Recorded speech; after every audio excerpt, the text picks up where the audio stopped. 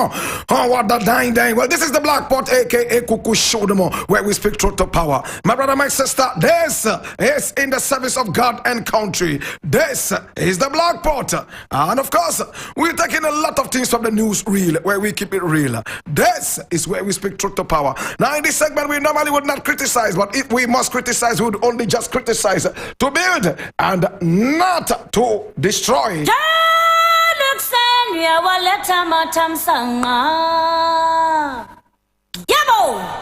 Now, the very first story I am taking today is taken from my own 3 News. That is the most authentic source of news online.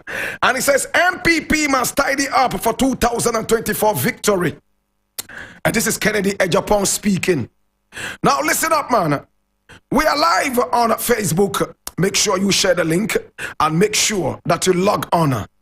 This is the Black Pot, so you will see the emotions firsthand. This is where we speak truth to power.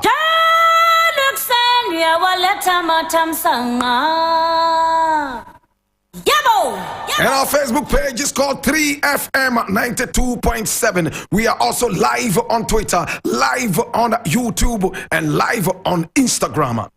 Here we roll.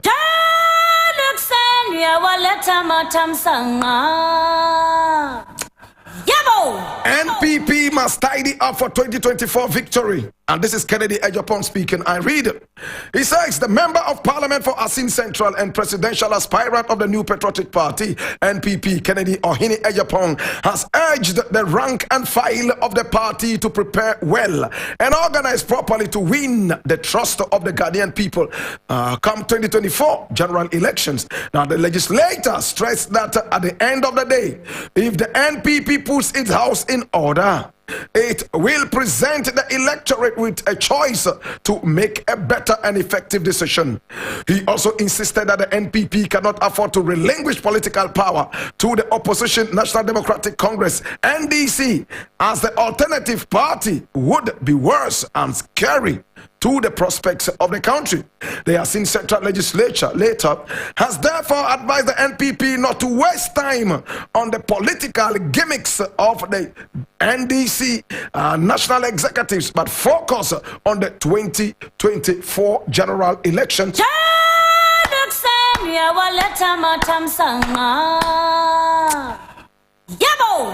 Hear me now. Now, Kennedy Ejapong is a very interesting man. He is a self-made businessman. In fact, he is a man who speaks his mind. Many people love him and many others loathe him. We all remember him for one very, very disturbing thing. This was the man who pronounced illegal judgment on a journalist, Ahmed Swale. And a few days later, he was shot and killed in cold blood, leaving behind 2 wives and a number of children whose future is in a limbo right about now. After several months of the death of Ahmed Swale, via the pronouncements of a careless mouth, my brother, my sister, the legislator sat on TV and said that he ever paid the school fees of the murdered, assassinated journalist without even knowing, even though he decided to prescribe that or ascribe that to his workers. My brother, my sister, this is Kennedy Ejapong. He's also a known philanthropist, even though most of the time he's the one blowing his own horn. How much is given to who and how much is given to what? These days he's become more of a philanthropist. And everywhere he goes with a camera, so that at least it will be documented that this is what he has done. Probably it's because he wants to be the presidential candidate of his party. I respect him because he speaks his mind. In fact, I have a serious respect for people who speak their minds.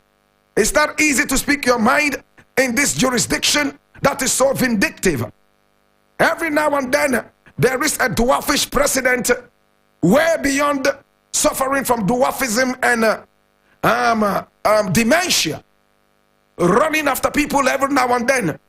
We all remember how the BNI caught up with Caleb Kuda and a female journalist and subjected Caleb Kuda to all forms of humiliation, all because he took a photograph of some abandoned cars right there in the premises of the BNI.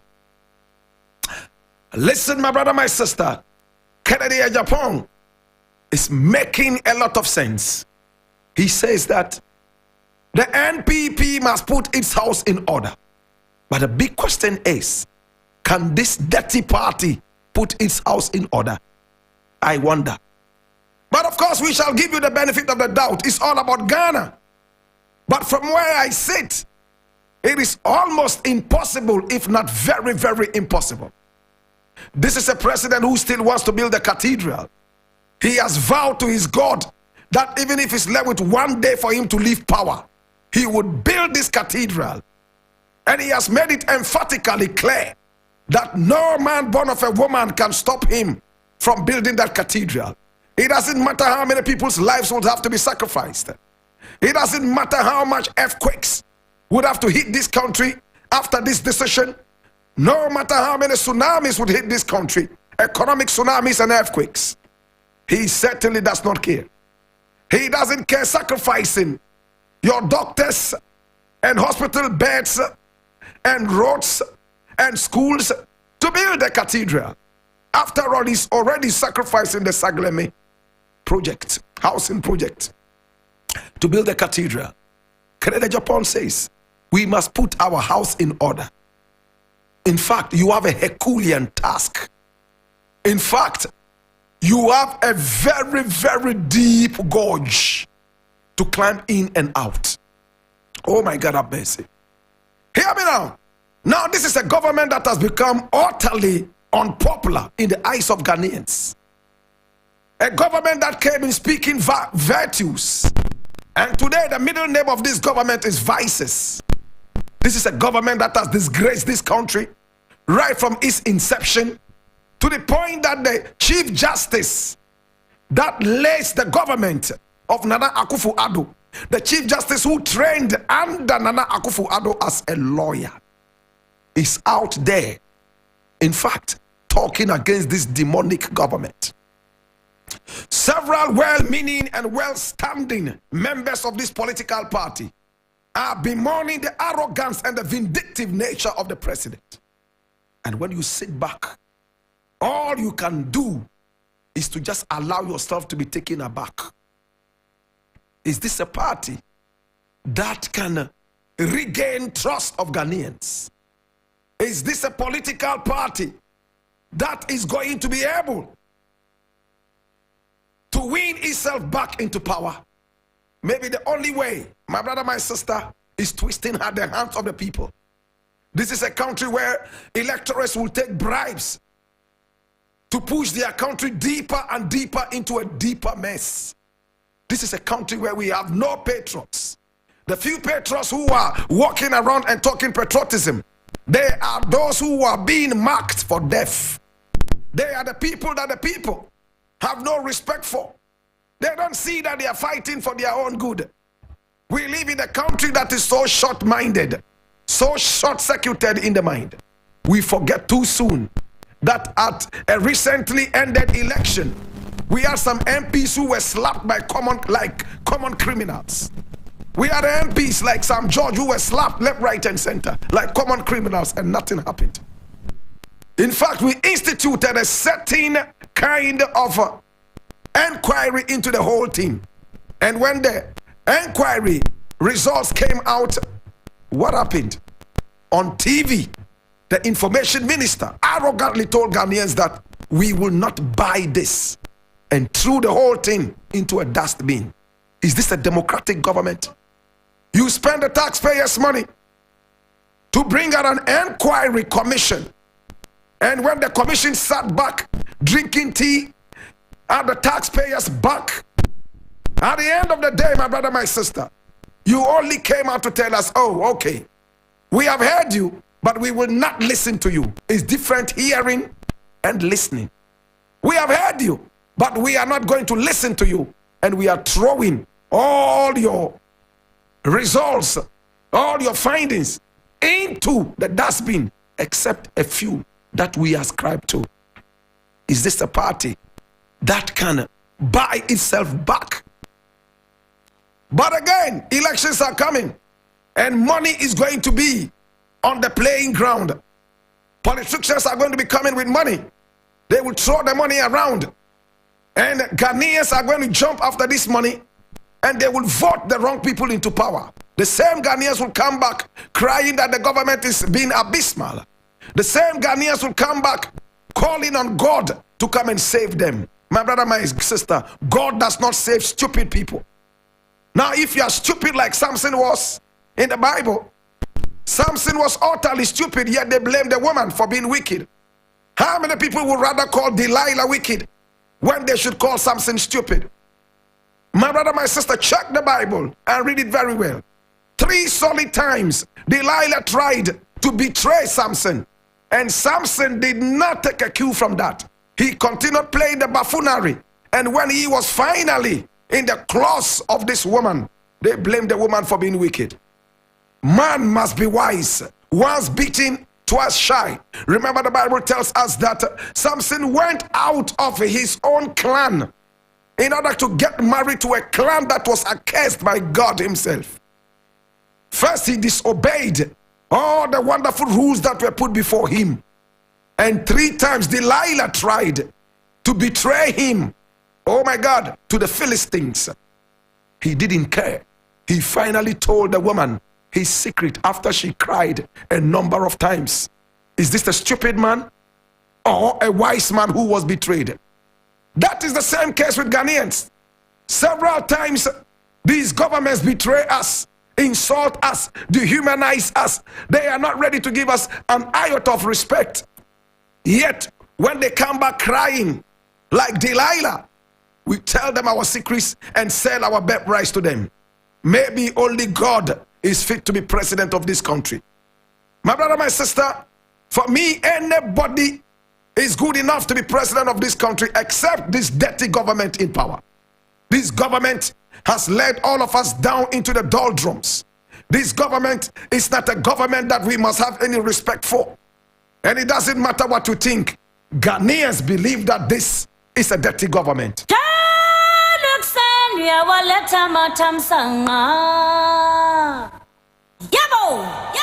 Canada, Japan, from his utterances, beat him, do anything to him, and if they come, I will pay. It's all about money. A few days later, journalist was shot and killed. The man wants to be the president of this country, and he says, when I become president, I will make sure that I investigate this issue and bring the perpetrators to book so I can protect my name. What is the nation doing about this incident?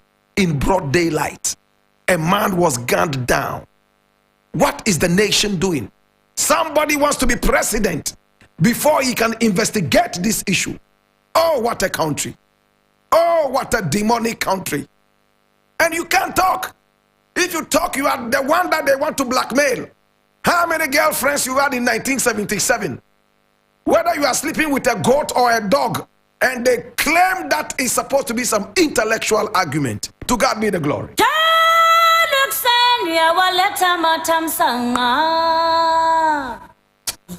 Next thing I want to look at quickly says, I really don't miss being a judge. And this is from Peace FM Online and is ascribed to Sophia Akufu, former Chief Justice of the Republic of Ghana. He says, former Chief Justice Sophia Akufu has spoken about life after serving as a Supreme Court judge and one-time Chief Justice of Ghana.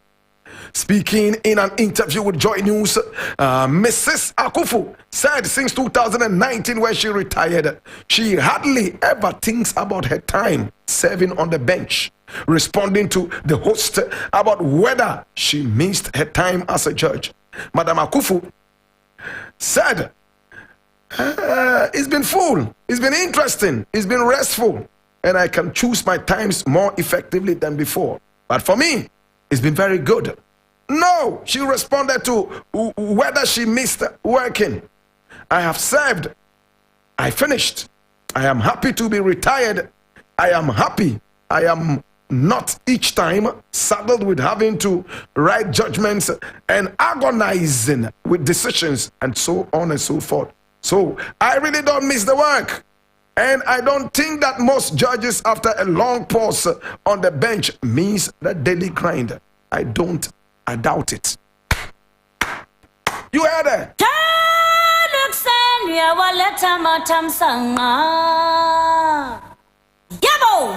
In fact, I respect this woman a lot.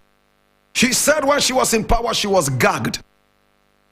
When she was the Chief Justice, she was gagged under Nana Akufo-Addo. How would she ever miss such a position? In fact, this is enough to make you loathe and even hate your profession as a judge. You will never miss it if you ever worked under Nana Akufo-Addo. That's all she's saying. A professional woman. Today in retirement, she should be very happy. Once in a while, she should pick her law books, read through, and be able to speak on radio and grant interviews left, right, and center to educate other people, be able to give lectures left, right, and center, and tell some law stories to her grandchildren and maybe great-grandchildren. But today, she doesn't want to get anywhere near the courthouse or even the law books, all because she was gagged whilst she was the CJ of this country. I do understand her. Many people have said that she should have spoken long ago. Why did she wait before speaking now? And I always say, hey, late than never. Yes, my brother, my sister, while she was in power, she couldn't speak, but she still has a lot to lose. And she doesn't care losing all this by speaking her mind. Many people don't understand that this is a woman who is still under the budget of the government.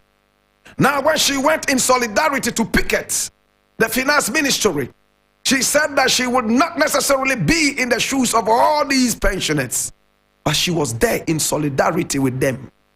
Listen, man, probably now her electricity is being paid for, her water is being paid for as a former CJ and former Supreme Court judge. At the same time, she's probably taking some huge allowances that none of us can compare to even with full salaries. Some of these pensioners, in fact, their pension money is 10 times what we earn as young men and women. But they will still go out, speak their mind in solidarity with their colleagues. My brother, my sister, this is enough feat for you to applaud and say, wow, this is a great woman. I'll leave it here. Yes, I'll leave it here. Yes. Well, my name is Blakk Rasta. I want to say thank you so much. I do appreciate you, and I want to say thank you. Hear me now. Now we have a number of things we actually need to look at. And it says, this one I'm reading from Ghana Web. And it says, Kenoforiata is not different from Nam1. And this is John Jinapo speaking. I read. The minister, the member of parliament for Yape Kasaugu, John Jinapo, has expressed dissatisfaction with Ghana's finance minister Kenoforiata over what he sees as economic mismanagement. Speaking on the floor of parliament on Thursday, that's yesterday, February 15, 2023, after the finance minister briefed members of parliament on the debt exchange program, the legislator said that the minister's decision to factor some individual bondholders into the domestic debt exchange program is of no difference with Nana Appiah Mensah, popularly known as Nam1's men's gold Ponzi scheme that hit the country some years ago. Hallelujah. Well, I don't know if Nam1's men's gold was a Ponzi scheme or not. For as much as I know, he was coerced into closing down. So from where we stand, we can't say that it's a Ponzi scheme. What is a Ponzi scheme? You take from A, and when it's time to pay A, you take from B and pay A. That is a Ponzi scheme. Nam1 was paying the people from when he instituted his men's gold. Nobody had a problem until this government came down demonically at it and decided to close down men's gold by causing panic withdrawals. I will not liken the instance of Nam1 to that of Kenoforiata. Nam1 had no power on his own to decide whether to operate or not to operate. The powers that be came down like demons on him and asked him to pack bag and baggage and vamoose. Kenoforiata has all the power. We have vested all our power in him to be able to decide for us economically. And he has run down this nation with the help of his cousin, or is it uncle, or is it brother, or his family member, Nana Akufo-Addo. How can you liken the two of them? One had power to do it. The other one was just a citizen of the nation, abiding by the powers that be. Nam one today, if he's unable to pay his people, what happened to his private jet? Did they sell it? Did they pay some of the people? What happened to Nam one's property that was said to be seized? Did they sell that? Did they pay any of the people? From where I stand, Nam one has paid his dues. Where is his private jet? Where are the properties that were said to be in the name of Nam one? Who has gone to seize anything from Ken Ofori-Atta after running down data bank, after borrowing and borrowing out all the air out of data bank? My brother, my sister, this is a very incompetent finance minister, and it will be an insult, in fact, to compare him to a smart guy like Nam one. Nam one had his faults, but we must also remember that he never defaulted until this government came down on him. Please, let's speak truth to power.